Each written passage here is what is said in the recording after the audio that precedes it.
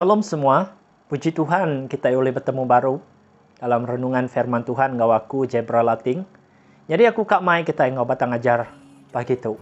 Ianya 7 hidup orang Kristian ti benar di dunia tu.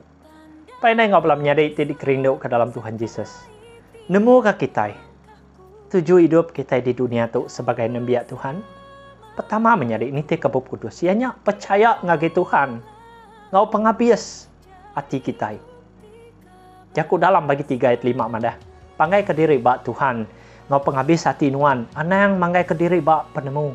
Dirimpu menyadai. Pertama-tama menyadai. Tuhan harus jadi nomor 1 dalam hidup kita di dunia tu. Di dalam keluarga. Di dalam pelayanan.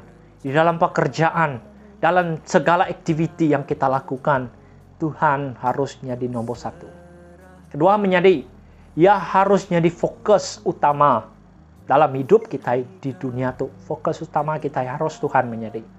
Nya me kebuah kita dipilih. Nya me kebuah kita dikasihi Tuhan. Ngambil ke Tuhan jadi fokus utama kita. Ketiga menyadari, hati kita harus percaya ngagaya siku aja. Ngagai siapa? Ia ngagai Tuhan. Te udah rindu ke kita menyadari. Hati kita menyadari.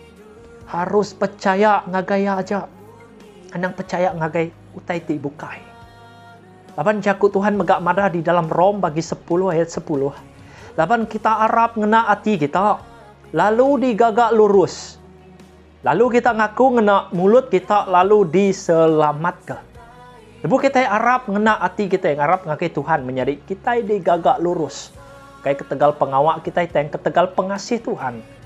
Lalu kita ngaku ngena mulut kita, Tuhannya me juru selamat, ti udah ngidup ke kita, lalu diselamat ke apa yang ngau belam nyadik. Puji Tuhan.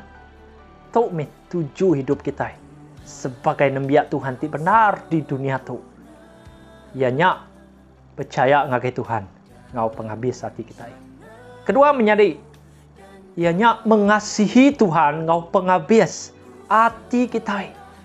Yesus bercakap dalam Injil Matthew bagi 22 ayat 37. Ku Yesus bercakap ngagaya, rindu ke Tuhan Allah Ta'ala nuan, ngau penghabis hati nuan. Ngau penghabis semangat nuan. Ngau penghabis runding nuan. Ti kita kak mengasihi Tuhan. Ngau penghabis hati kita menyadari bakat disebut Tuhan Yesus di dalam Injil Matthew bagi 22 ayat 37 tu. Jakuk Tuhan harus jadi nombor 1. Tahu ke jadi keutamaan dalam penghidup kita. Kedua, dalam hidup kita menyadari kita harus rindu ke pangan diri. Ketiga, kita harus bersampi ke pangan diri. Jadi kita kak mengasihi Tuhan, ngau penghabis hati kita jaku yang jadi keutamaan.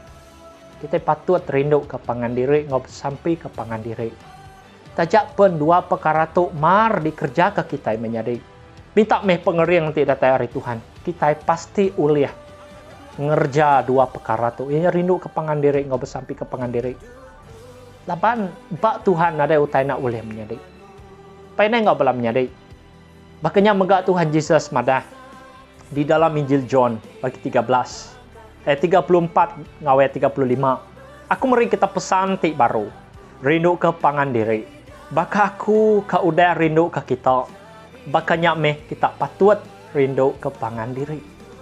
Ya udah rindu ke kita. Nya kebuah kita megak patut ku Yesus. Kecakuk ngage murid-murid ya rindu ke pangan diri.